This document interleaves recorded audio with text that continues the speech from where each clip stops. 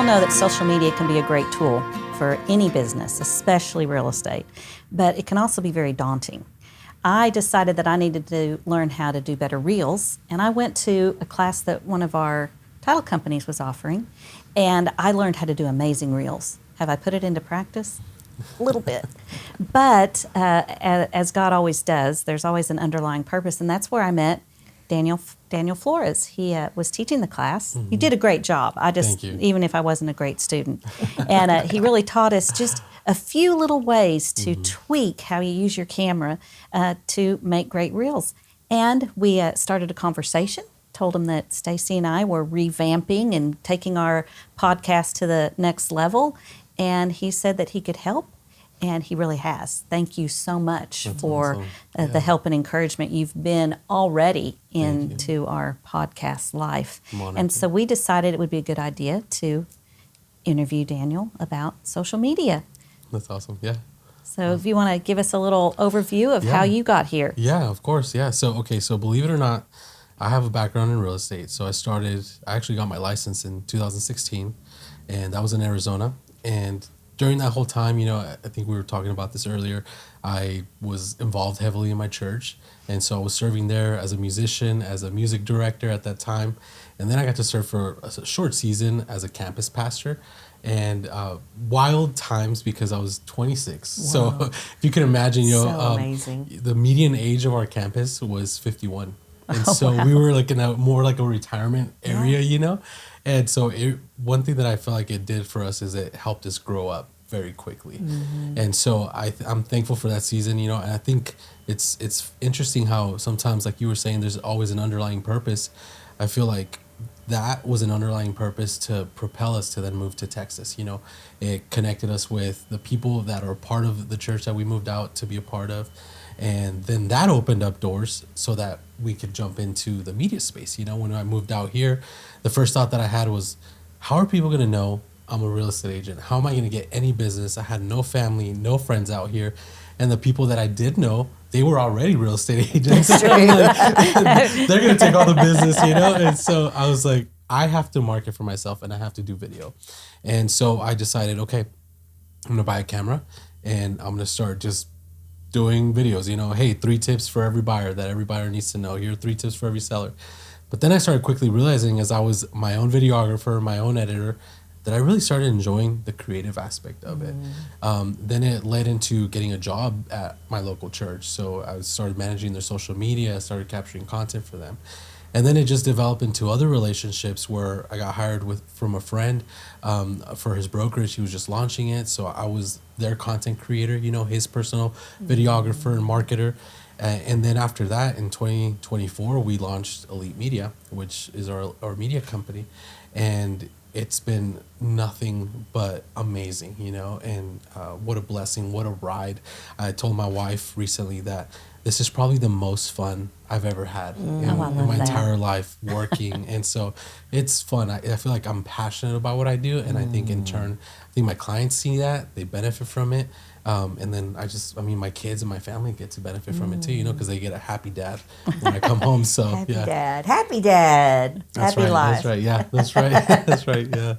And so here we are now, we're obviously got to meet you and Stacy, and it's really cool what happens when you say yes to things like that Reels class. We were just talking about it with Gary Willis and Chandler, and we were just like, let's just do a Reels class and see how it goes. I was like, okay, great.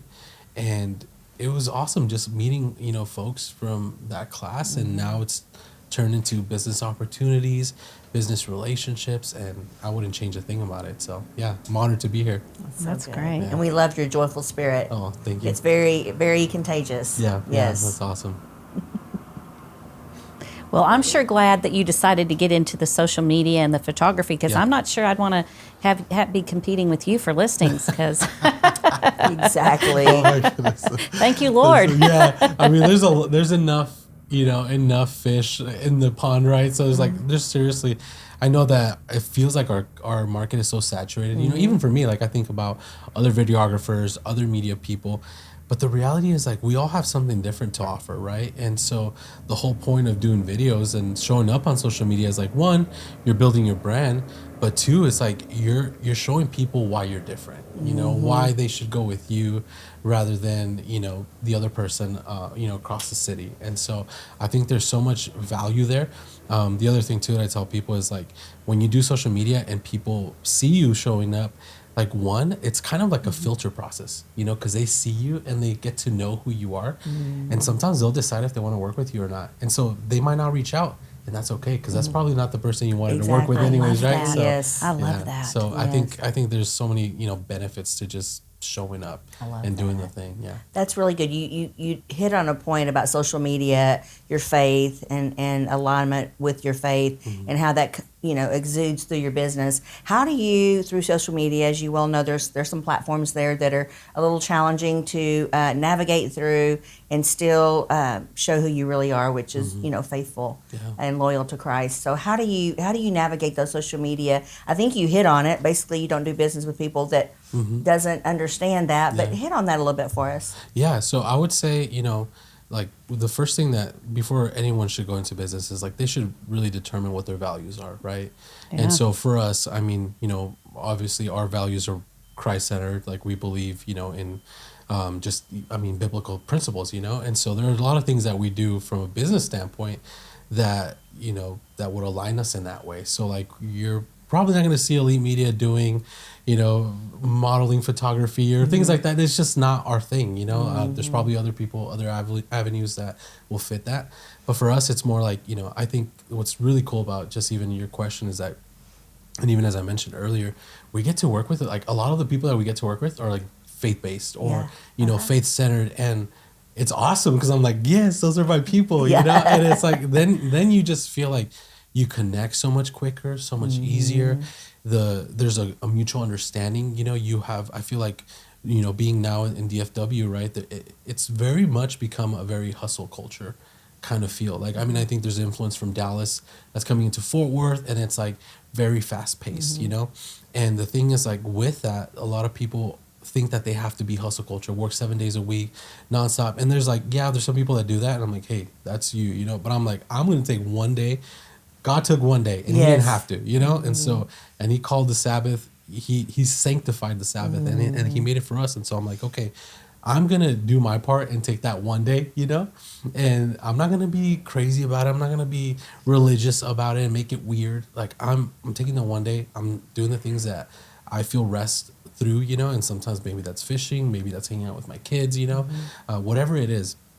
And having that, like, that understanding, I feel like with people that I've worked with lately, they're okay with it. I'm like, hey, I'm not gonna be working on Sunday, but I'll get back to you on Monday. And they're like, great, no problem, no rush. And I'm like, that's so awesome, because before I started doing all of this, like, I didn't have those principles set, you know, and people were reaching out on Sunday or Saturday and expecting quick responses. And then it was my fault because I was doing that, giving them that response, you know. That's true. And so I feel like it's a powerful tool. Social media is a powerful tool because then it's like you kind of get rid of the time wasters, you know. And I don't want to call people time wasters, but there's certain deals, there's certain interactions with people that are time wasting, you know. And sometimes they're the people that I don't know if you've ever had this encounter. I remember when I started real estate out here, I had one story where I met this individual. It was a referral. And I was like, great, you know, this is awesome. I go show him a house. I live in West Fort Worth. I show him a house in Mesquite, okay? And you know how far that is, an hour drive at least, right? And so I show him a couple houses. I thought it was going to be awesome. Next day, I'm like calling them, texting them, nothing. They ghosted me. They just were like, they didn't even tell me. They didn't even have the... That never happens. Yeah. They didn't even have, like, the courtesy to be like, hey, I'm actually not interested anymore or anything. You know, I would have been like, hey, I just don't want to buy a house anymore. I would have been like, fine. Yeah. Nothing. And I was like, man, they really didn't like me. You know? They didn't like my face or something, you know? And so it was just one of those things where I'm like, if I would have showed up on social media, if that would have been someone, you know, through social media, they probably would have never reached out. And that's one way I could have avoided that headache, you know, or that waste of time, you know? But yeah, I hope that answers your question. Absolutely. It sure does. That is so, I'm so glad you made that point, because as we started the podcast, and it was definitely faith and family. It's always been, you know, it's always been named Be Blessed in Real Estate, but we found that we were moving towards a lot more of the practical tools and about the business, and we thought, we want our faith to be the foremost in people's minds when they're listening or watching our podcast. And as we were making that decision, we knew that we would be counting people out and that it would be that filter. And so our prayer is that it attracts the people that are like-minded and that want that kind of relationship. But the same prayer, the other side of that is, we hope it repels the people that, wouldn't be blessed. I mean, by that. And they may not call it blessed, but it would protect us from those people that may not have the integrity or the grounding. So thank you for bringing that up, because I think that's important in our business decisions. Yes. Absolutely. Yeah. Yeah. No, that's great. I love that. I think it's as Danielle started our podcast with video, it was pretty daunting, and I think it was intimidating. And I'm a pretty confident person, so I know that most people are like, that's the last thing in the world they want to do is get in front of a camera. So, what kind of advice would you give real estate agents that are trying to start what we did, and how you encouraged us? Give us some tips on what you would help them with. Yeah, I love that. Okay, so I always think about it this way, like, just rip the Band-Aid off, It's like one of those things. Because when I started, like, you look at people and sometimes it's so easy to compare, and you see them at, their 2-year mark, at their 3-year mark. And it's so easy to think, oh my gosh, they have it all figured out. But we didn't see them behind the scenes when they first started, And I was just thinking about some of the videos, the first couple YouTube videos that I did when I moved out here. Or even before I moved out here, they were so bad. I was so soft-spoken. I was like, hey, my name is Daniel. Welcome to... And I didn't realize that. And I'm like, I'm alone in my house. I'm like, why am I whispering, And I just like, I look back and I'm like, Daddy, just be louder, be more confident.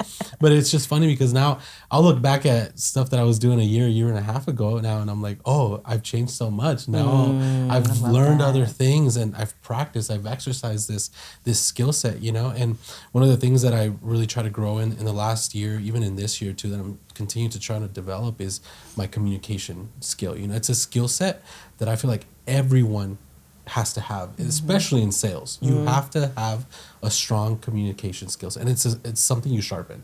Like, it's something that you just continue to develop. I don't think you'll ever get to that place, Like, we see great communicators, we see people like their leadership spaces like John Maxwell that always talk about just getting better at communicating. And I would even recommend that. Like, I think one of my favorite books that I read from him was the 16 Irrefutable Laws of Communication. And it's a powerful book because he just talks about communication, from being clear to communicating in a way that it makes people want to take action instead of just receiving something, And so my thought has been like, okay, how can I communicate something that's going to make people want to do something about it, And so, just going back to just a tip that I would tell people is like, hey, Instagram and Facebook have stories. I think just about everyone has an Instagram and Facebook. And I would tell them, just show up on your stories. Like, try to, every day that you're working, post something on your story. It's the lowest hanging fruit, and it's the most forgivable content because it will expire in 24 hours. And so after 24 hours, and typically 10% of your followers are the only ones that see your stories. Like, that's the average, So like, if you have 1,000 followers, maybe 100 people are looking at your stories every day.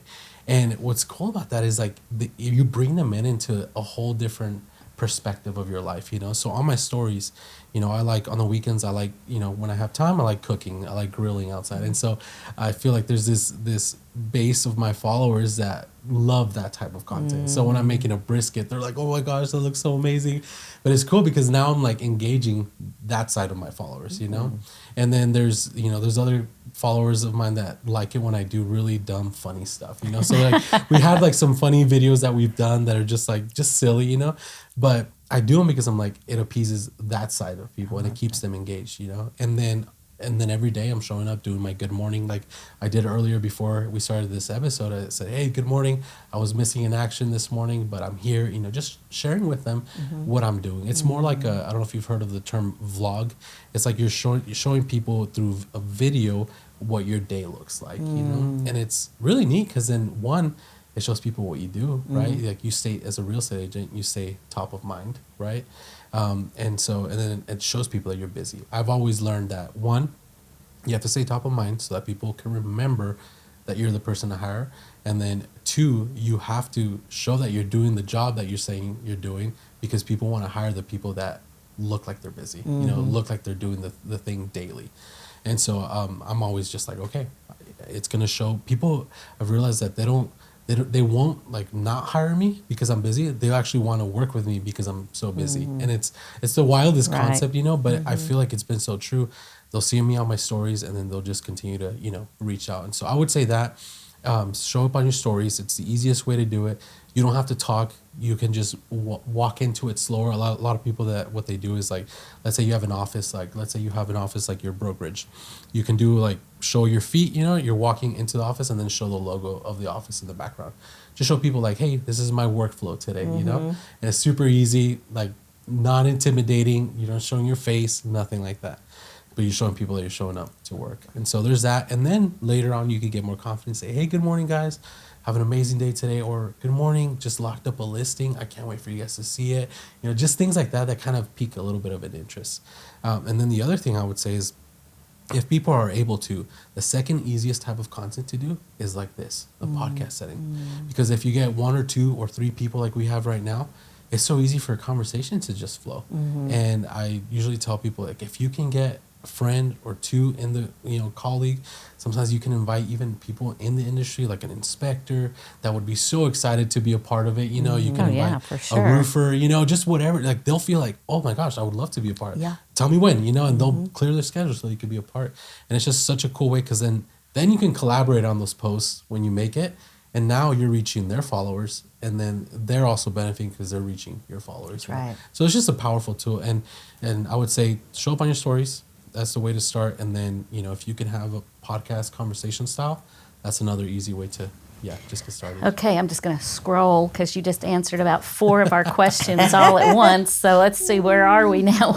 What is left on our list to ask you? But awesome. I think what's really important to us is faith. Yeah. And I know that I didn't know when I took the REELS class that I had a fellow believer teaching us, and it's not that important at that level, but it became really clear as I creeped into your podcast, influencer podcast. Your very first one was about miracle healing, and I was like, wow, that he just went there. I love that. And then engaging with you. So how do you, with your experiences, how do you stay grounded and really your message is uplifting, but it's also pretty faith-based once you start really listening to you. How do you keep that going? Yeah.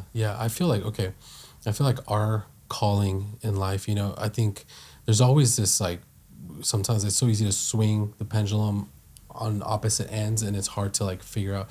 So, for example, like, I have a background in ministry, right? But then I also have a background in business, and there was this wild concept, it probably wasn't the healthiest church, being a part of this, having this concept where, like, ministry was the end all be all, Yeah. There's nothing wrong with, desiring a position in leadership within the church. Like, it's an honorable thing, like Paul says. But the other thing too is, like, it can easily be idolized, right? And it's like, oh, this position, or become pastor, this and that.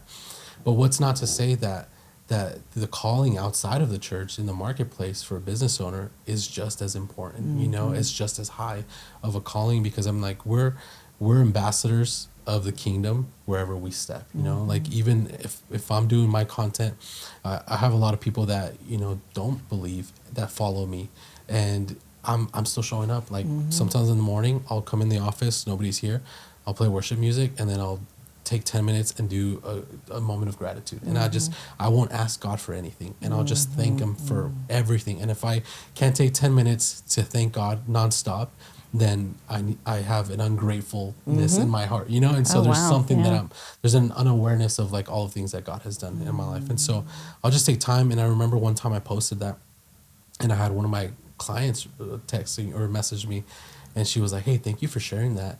I just did that. And it was like, in that moment, I was like, wow, we do have influence, no matter how big our following is. And we can use that influence. Social media is a tool. It could be used for good or evil. You know, money is a tool.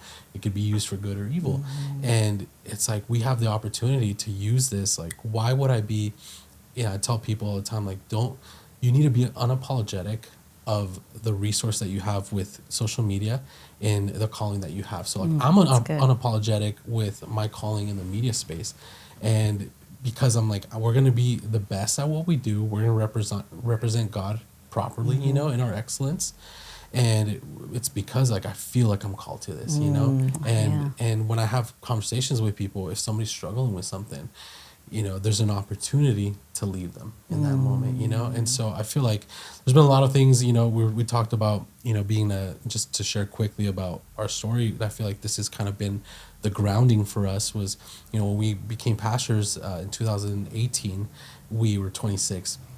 But coincidentally, that same year, we were pregnant with our firstborn.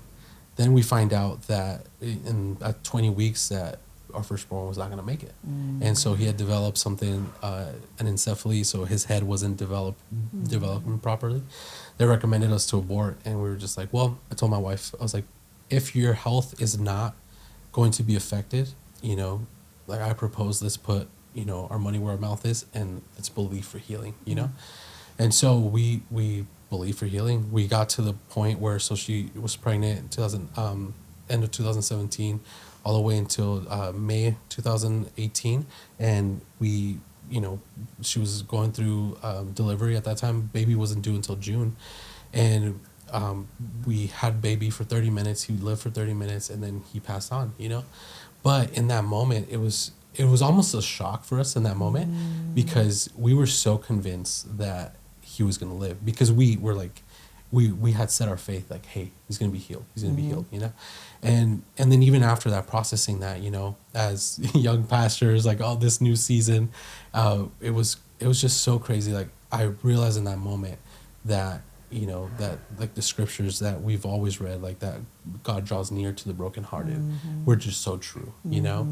And I felt a grace that I never understood before. And I felt this empowerment to do the thing that I was called to do that I never thought I could do, you know? And so I think that season of our lives really grounded us, and to always have faith in God no matter what, you know, like the story that we hear about Shadrach, Meshach, and Abednego, where it's like, hey, God's going to rescue us, but even if he doesn't, he's still God.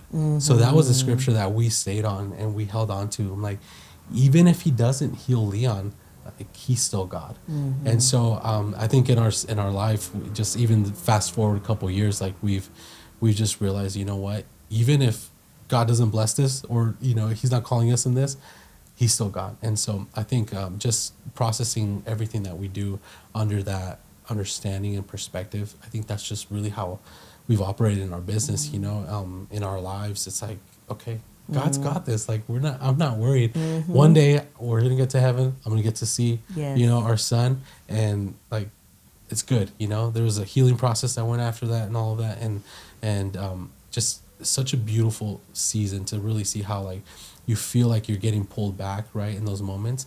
But it's just like this, I feel like there's like an archer, right, pulling the arrow back, getting ready to release, you know. And a lot of people feel like they're getting pulled back and they're getting held back, but they're not anticipating that moment of launch, you know. And wow. That's Yeah. beautiful I think, story. I Beautiful think story. it's just a powerful season in our lives that really helped us out. Yeah.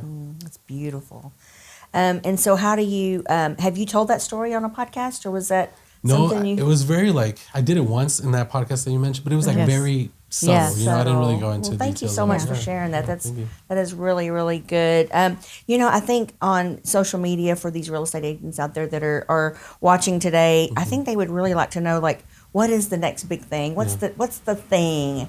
You said stories, you know, reels, but is there a certain platform or something these new real estate agents should be really investing in? Yeah, that's great. So, okay, I always tell people, especially real estate agents, I don't see a lot of agents doing this. We all see the agents doing the listing videos, right? And those listing videos are getting more and more intricate, more and more advanced, and they're awesome. They have a place. But what I don't see a lot of agents doing is doing educational content.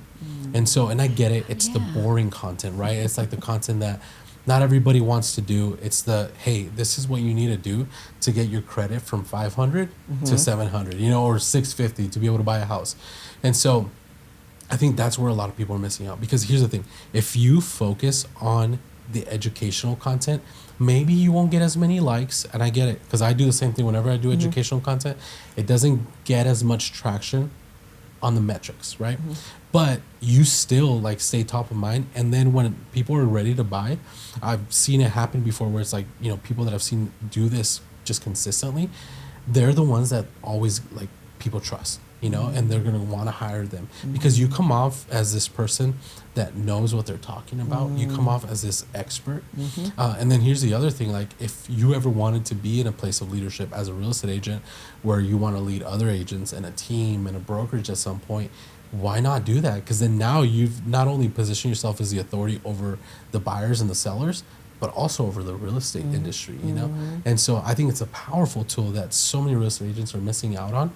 And that means, you know, as far as like platforms go, I think YouTube, we can't sleep on YouTube. It's been proven for a decade that it's a strong platform. It's a hard platform to make it in because you have to be consistent, and it weeds out the fakes, you know, because it's just the way the people that watch YouTube, they want to watch YouTube from people that know what they're talking about, from people that have been established. And so yeah, and then I would go YouTube and Instagram and Facebook. I mean, you can't go wrong with it. TikTok is great, but it's very, you know, the attention spans that you need for TikTok, it's really hard to capture people unless you're super authentic with just your content. It has to be very stripped down. It can't really be as high quality on TikTok, but Instagram is very forgiving with that. And I would say like you could do your educational content on Instagram and do it very short and then lead them to the long form. That's the goal always. So that's why I always do, you know, even with the podcast, like I do short reels, kind of pique the interest a little bit, but I want them to go and watch the full thing, you know? And so, because the more they sit with me, technically they're sitting with me, right? If they're watching a 30, 40 minute podcast episode, then that's 40 minutes that they already know me that much better. And so the thing I always tell people, like the metric you really want to go after is watch time. So if people are sitting with you, they're more likely to buy from you. The longer they sit with you, the more, that's yeah. good. So it's That's kind of very crazy, good. but it's psychological and it works. So I would say that, yeah, you know, educational content is a big point that a lot of real estate agents are missing right now. So, And I think that's really good because it is authentic and it shows that you're staying educated and fresh in the real estate business. There's so much to learn. yeah, I agree. That's great. So we like to end our podcast with somebody that has blessed us, and I'm going to speak for both of us that Sure. you've blessed us. Is there someone that you'd like to mention that's encouraged you along the way, and that you'd like to thank for blessing you? Yeah, I mean, I think there's a ton of people, you know, I would think, but I would say my wife. I think so. My wife stays at home with the kids. She probably has the harder job, you know. But I think just even her empowerment, you know, to there's sometimes, you know, in the business world, as you were talking in a different episode, it's like, you know, people get in business because they're like, hey, you know, I'm gonna have my flexibility on my schedule. But you said, yeah, flexibility on which 70 hours you're gonna use, you know, and stuff. And so I just feel like it's been so awesome. There's been some long days, you know, but there's been so much empowering, even to like have a long week at work and then still sometimes be empowered to serve on a Sunday morning at my church, you know, because it's like we go in at 6:30 in the morning. I don't come until 2:30 p.m., you know, after serving on a Sunday morning. And that's after a full week of work, you know, and then still feeling like my wife empowers me. And so then my kids empower me.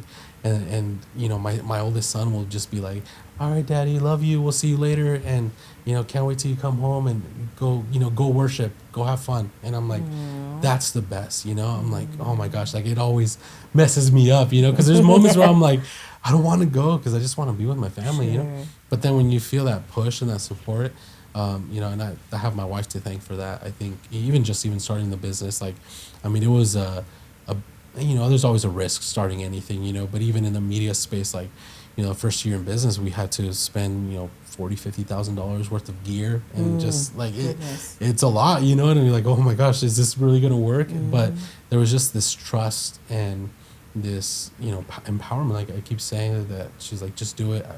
Trust in you, believe in you, and it's gonna work out. That's And awesome. thank God it's been awesome. And so I'm just excited to see what we continue to walk into. And so yeah, I'm thankful. What a for great my wife. testimony for a blessed marriage. Yeah, It's very good. Absolutely.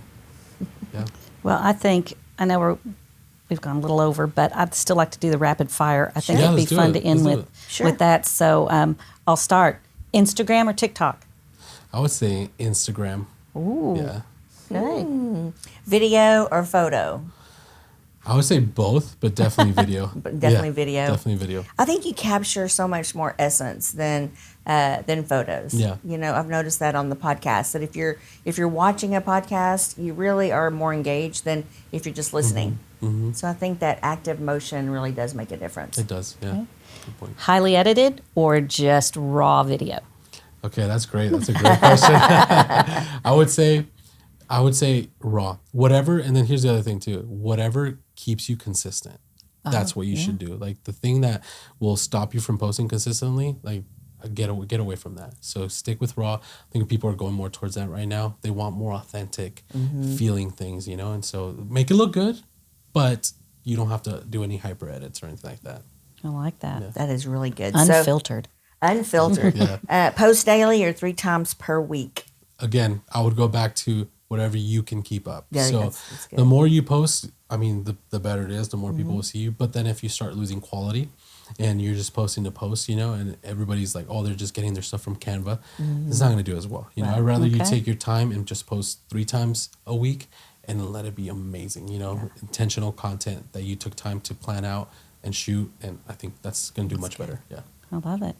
Well, Stacy, do you have any other? Well, for all those out there wanting to start a podcast, I think we need to figure out how to get in touch with you. And what Yes. would that Yeah. look like? Yeah, absolutely. So you can find us at our on YouTube. It's my name, Daniel Flores, and the Influencers Podcast is the title of our podcast.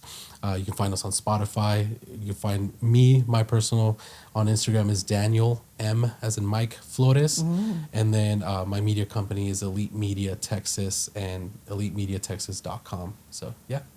Well, thank you, Daniel, for helping us get out of our comfort zone and videoing our first few episodes here. We really appreciate you. And this location is beautiful. Your Thank space you. here is very nice. But until next time, Be blessed in real estate.